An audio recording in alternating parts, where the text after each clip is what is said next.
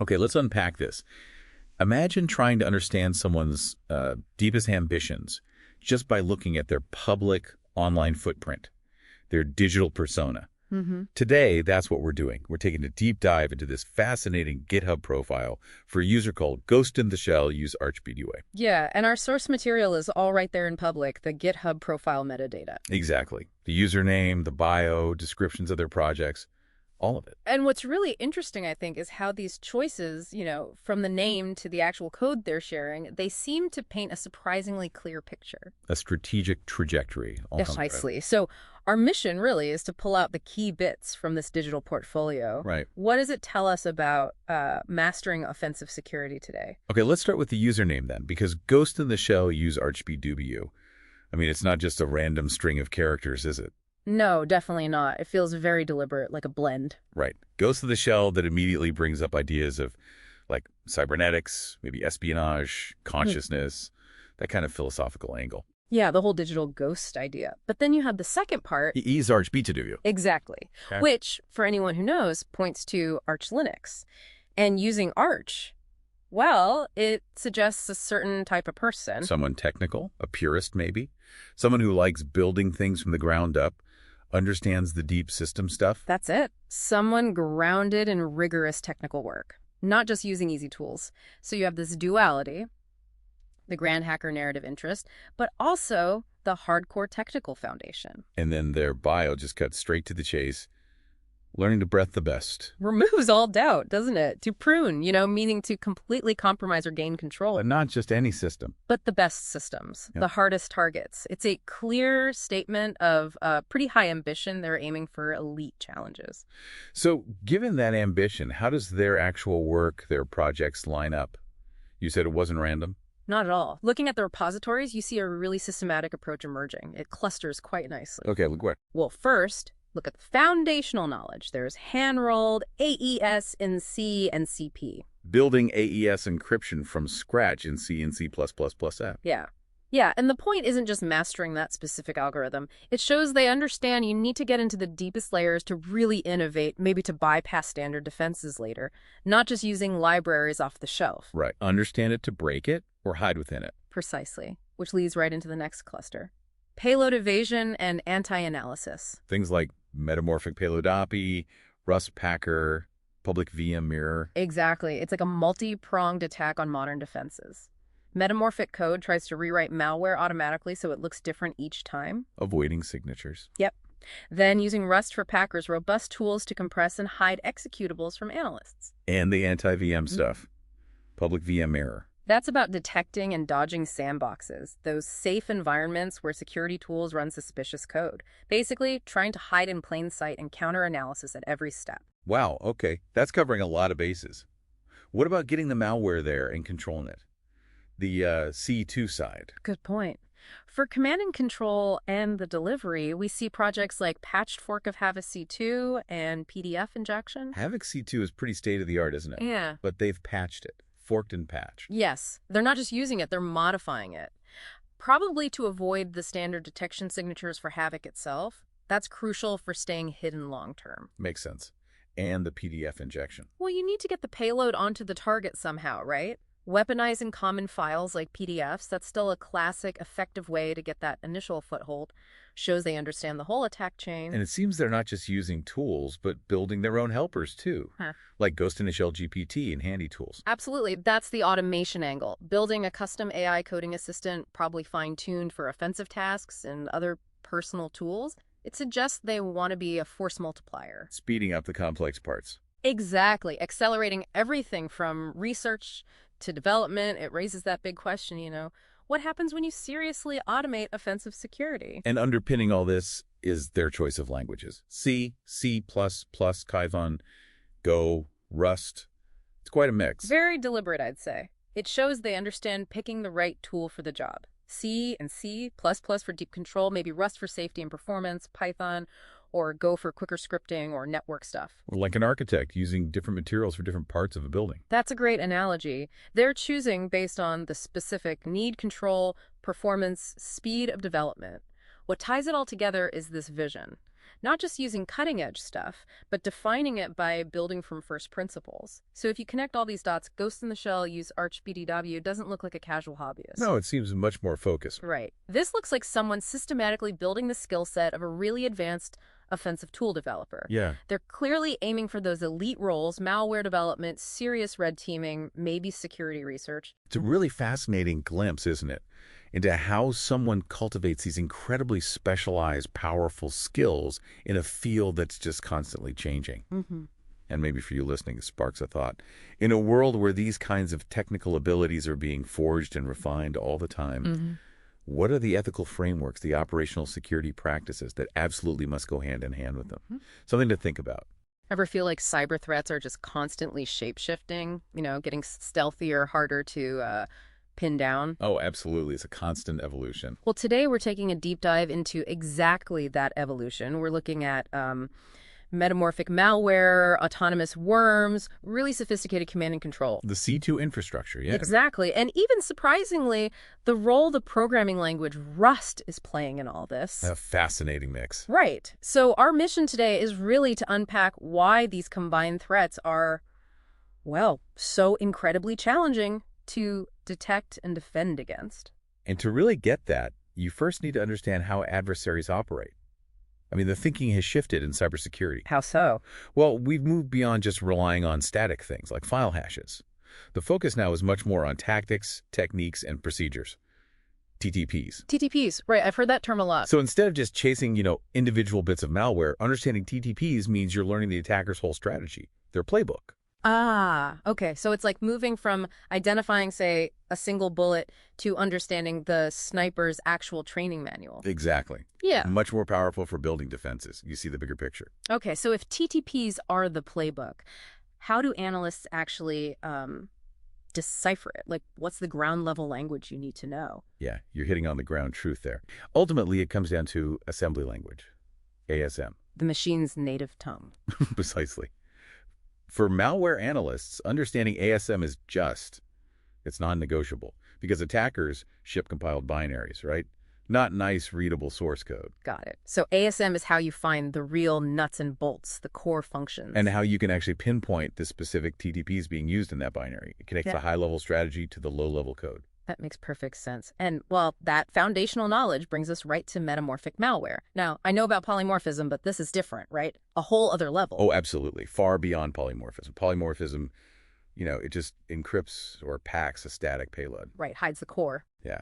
But a metamorphic virus rewrites its entire code base every time it replicates. Its entire code base. Seriously. Seriously. Imagine the malware constantly rearranging its internal structure. It might swap one tiny instruction for another that does the exact same thing functionally. Yeah. Like INCEAX becomes ADDEAX1. Okay, same result, different look. Exactly. Or it might insert dead code, like NOP instructions, digital noise basically, that does nothing functionally but completely scrambles its signature. So it looks brand new every single time. Every time. And what's really shifted this is that attackers now use frameworks like LLVM intermediate representation, or IR. Ah, the compiler tech. Right. They use it to sort of industrialize this process, makes it language agnostic, much easier to generate endless variations. It's like a digital chameleon, constantly changing its skin, but keeping its fangs sharp. That is incredible. How do you even start to track something like that? Which I guess leads me to the really surprising part, Rust. Yeah, the Rust angle is fascinating. Why are malware authors picking Rust? It's built for memory safety. Seems totally counterintuitive. It absolutely does. We call it the memory safe paradox. The very things that make Rust strong. Like the compiler optimizations, the safety feature. Exactly. Aggressive optimizations, how it statically links everything into one large binary, the complex abstractions.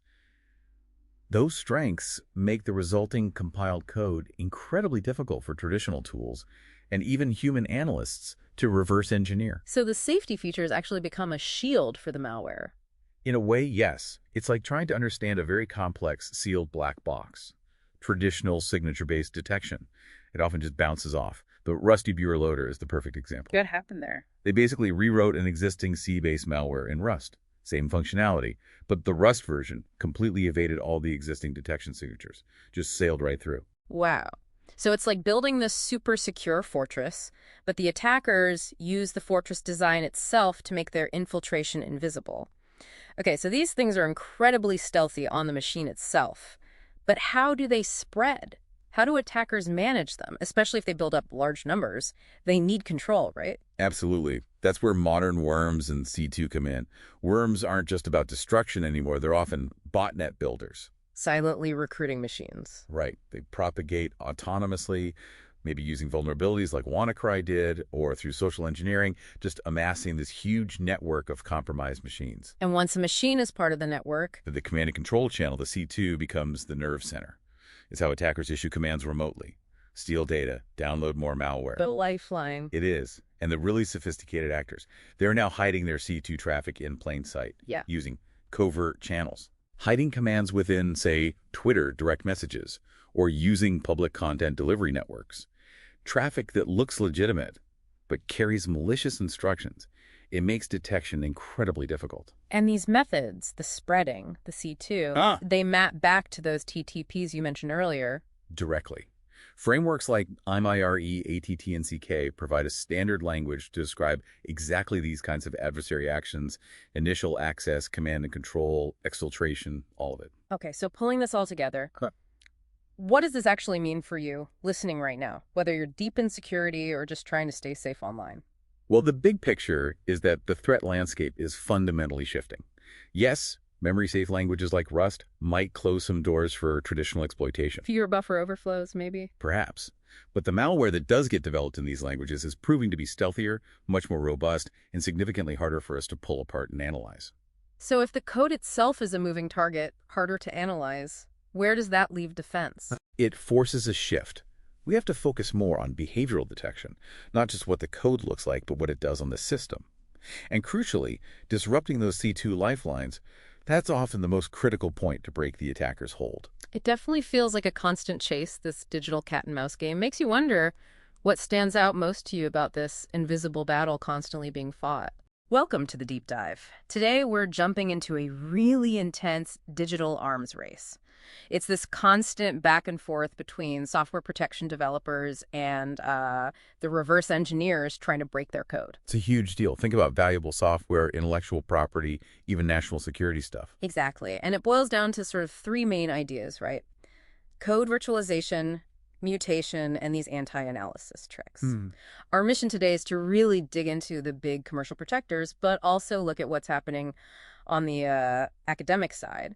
We want to understand where resilient software is heading and, what it means for you. Yeah, and it's not just about the tech itself. It's the strategy behind it. Why these techniques? How are they actually being used? It's always changing. Okay, so let's get concrete.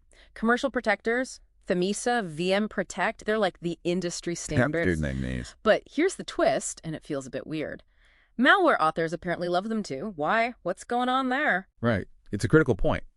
You need to understand that malware often uses these protectors, but not to their full potential. What do you mean? Well, they're often just using them as sophisticated packers.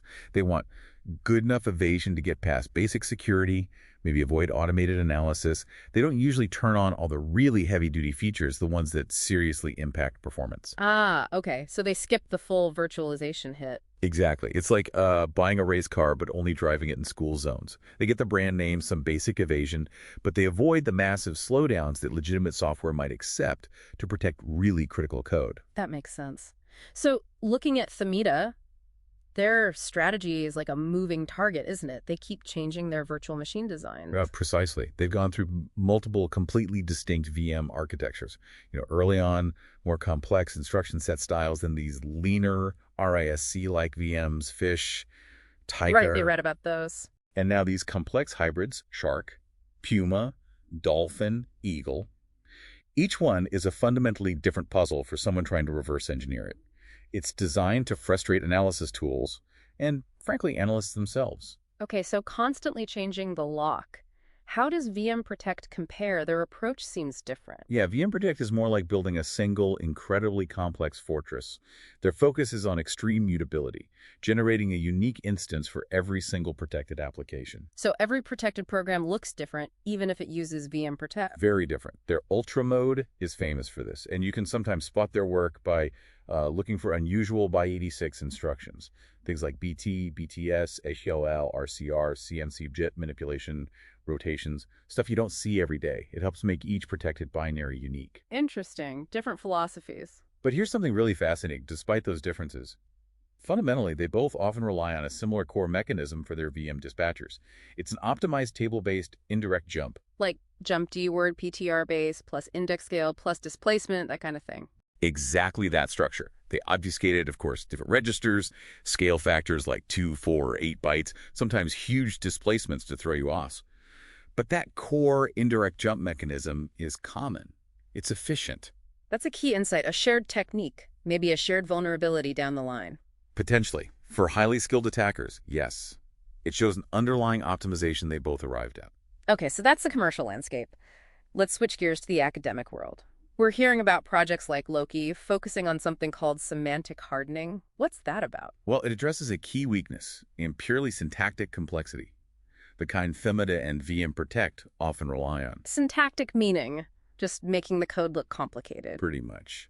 The Loki research showed that standard compiler optimizations, things like dead code elimination, can actually strip away more than 50% of the complexity added by handlers in protectors like Femida and VM Protect. Wow, 50%. So a lot of that complexity is superficial, easily removed by automated tools. In many cases, yes. It doesn't fundamentally change the meaning, the semantics of the code, in a way that resists analysis. That's where Loki comes in. And what does Loki do differently? Two main things. First, they use formally verified mixed Boolean arithmetic expressions, or MBA. They've developed novel ways to synthesize these. MBA, mixing math and logic to obscure things. Exactly. And it's incredibly effective against deobfuscation tools. Like MBA Blast, a common tool, was only 0.5% effective against Loki's MBAs. That's almost total resistance. Okay, that's impressive. What's the second thing? They explicitly design for resilience against program synthesis attacks. That's where attackers try to automatically figure out and rebuild the original program logic. Loki significantly cuts down the success rate of those attacks, dropped from around 67% for other obfuscators down to just 19%. That sounds powerful. But what about performance? That's always the trade-off, right? Absolutely. And Loki does introduce overhead. Yeah. We're talking maybe 300 to 500 times slower runtime, 20 to 50 times larger code size, which sounds like a lot. It does sound like a lot. But here's the kicker. Compare it to the strongest commercial settings.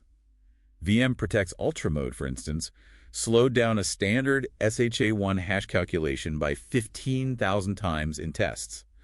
Loki, on the same test, slowed it down by 386 times. Whoa. Okay, wait. So Loki is much, much slower than unprotected code, but vastly faster than the maximum security modes of something like VM Protect. Precisely.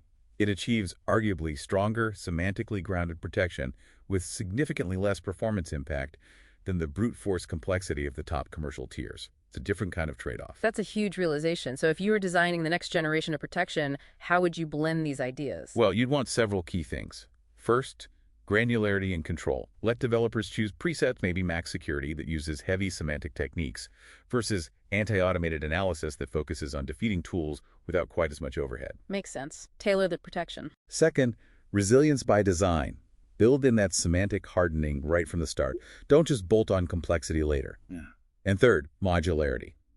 Using something like an intermediate representation, maybe GTRB, lets you apply different techniques more precisely. GTRB, like a universal translator for code. Sort of, yeah. It allows different analysis and transformation tools to work together better. And imagine having integrated performance feedback right in the tool, showing you the cost of each protection decision. Right, helping developers make informed choices. Ultimately, you need to remember what protection is for. It depends on your threat model. If you're protecting incredibly valuable IP, semantic hardening is probably the way forward. But it's not foolproof. Nothing is foolproof. Software protection is about raising the cost of attack, making it too expensive, too time-consuming for most adversaries. It's risk management, not absolute prevention. A really crucial point to end on. It raises the bar, doesn't guarantee impossibility. And looking ahead, things like AI-driven obfuscation using hardware like trusted execution environments, maybe even formally verified protectors someday. Lots to think about. What will you take away from this deep dive? Welcome to the deep dive. Ever wondered how software companies, protect their secrets, their code, their algorithms, all that valuable stuff? How do they stop it from being copied or messed with or even reverse engineered? It really is this constant digital arms race, isn't it? Developers building defenses, attackers trying to break them. Today we're diving into, well, a really interesting blueprint for a new kind of software protection, one designed to be super resilient. Right. And our mission here is to sort of unpack how this system works. It builds on things you might have heard of, like Thamida and VM Protect commercial tools. But then it adds these really clever insights from academic work, especially this project called Loki. And the goal, it's ambitious. It's not just making reverse engineering hard. It's aiming to make it so expensive, so time-consuming, that it's basically, well, practically impossible for most attackers. Okay, let's dig into that arms race analogy. So, commercial protectors, they've been around, they offer defenses, but this Loki research you mentioned, it found a problem. Something about being syntactically complex but semantically simple. What's that about? Yeah, that's the core finding. Loki basically showed that attackers could, well, see through a lot of the existing defenses. Imagine this really complicated-looking lock. Okay, hundreds of tiny gears look super secure, but what if most of those gears are just decoration? They don't actually do anything for the lock mechanism itself. That's kind of what syntactically complex but semantically simple means. It looks complex, but the underlying meaning, the actual function, is simple. Attackers could use fairly standard tools like dead code elimination to just strip away all that useless noise, that syntactic complexity, and then they're left looking at the simple, vulnerable core. Ah, okay, so just adding garbage instructions wasn't enough. This new blueprint, then, it takes a different tack. It's not just noise. Exactly. It's about fundamentally changing the game. It starts with a pretty neat GUI, actually. Makes it user-friendly. Think presets like light protection, medium, strong. So developers can apply really advanced stuff without needing to be, total experts in obfuscation themselves. Then, when the protected software actually runs, this component called the loader kicks in first. Yeah. That's your frontline defense. The loader. Right. What's it doing? Well, it does a few key things right away. Anti-analysis checks. First off, looking for debuggers, virtual machines, anything suspicious. It also handles decrypting parts of the program in memory, so it's not just sitting there exposed. And it does this clever thing with the import address table, the IAT. It dynamically reconstructs it using what they call trampoline API hooking. Trampoline, so it's like redirecting the calls, making it harder to see what the program is trying to do. Precisely. Instead of a direct call to a Windows function, it bounces through this trampoline. It obscures the program's intention. So it's not just static packing. It's, like you said, this dynamic, self-defending thing right from launch. Okay, that's the outer layer. But what about the actual code, the core logic? How does this system make that hard to understand, assuming an attacker gets past the loader? Right, that's where the really heavy-duty stuff comes in. And it's centered around an LLVM-based transformation engine. This is where code virtualization happens. Basically, it translates the original machine code into a completely custom bytecode. And this bytecode only runs on a special virtual machine that's embedded right inside the protected software. A custom VM. Yes, and critically, it generates a unique VM for every single protected program. They even give these VM architectures cool names, like Tiger or Dolphin in the research. And they're polymorphic, which means even if you protect the same program twice, you get two different VMs. Wow. Okay, so an attacker can't just build one tool to analyze the VM because every program has a different one. Exactly. They'd need a custom analysis for each target that massively increases the effort. But even if they figure out the VM, how does it hide the logic running inside it? That's the really tricky part, isn't it? It is. And that's where techniques that distort the program structure come in. Like control flow flattening. Imagine a simple function, like a recipe. Step 1, Step 2, Step 3. Clear flow. Flattening takes that and turns it into one giant switch statement inside a loop. Like, based on this variable, jump to Step 3. Now update the variable, jump to Step 1. It completely obscures the original flow. The control flow graph, which analyzers rely on, is just destroyed. Okay, that sounds confusing. And there was something else. Opaque predicates. Opaque predicate insertion. These are like fake decision points. Conditional branches where the outcome is actually predetermined, but it's designed to be incredibly hard for an analysis tool to figure that out. So the tool wastes time exploring paths that can never actually be taken. More misdirection. Right, and this ties back to the Loki research, the semantic part, making the meaning obscure, not just the structure. Exactly, that's the connection. Loki highlighted that even with virtualization and flattening, attackers could sometimes use advanced techniques, like program synthesis, to figure out what the code was doing, semantic meaning. So this blueprint directly tackles that. It hardens the VM's instruction handlers using mixed Boolean arithmetic synthesis, or MBA. MBA synthesis sounds complex. It is. Instead of the VM handler doing a simple add A and B, MBA transforms that into a hideously complex sequence of bitwise operations, lookups, whatever, that mathematically achieves the same result as add A and B. But figuring that out, it's like going from simple arithmetic to solving an NP hard puzzle, just for one instruction. Wow. And it gets even more sophisticated. Techniques like superoperators and merge core semantics. Here, a single VM instruction handler doesn't just do one simple thing like add. It might perform multiple dependent operations all at once, like add A and B, then XOR the result with C, then stir it, all in one go. So you can't even analyze the individual steps easily. Precisely. This massively increases the semantic complexity, and the results they cited were dramatic. These techniques dropped the success rate of state-of-the-art semantic attacks, these program synthesis tools, from something like 67% down to just 19%. Right. That's a huge hurdle. So you really see how it all layers together. You've got the loader doing anti-debugging, the unique VM for each program, the flattened control flow, the opaque predicates, and then this deep semantic obfuscation with MBA and superoperators.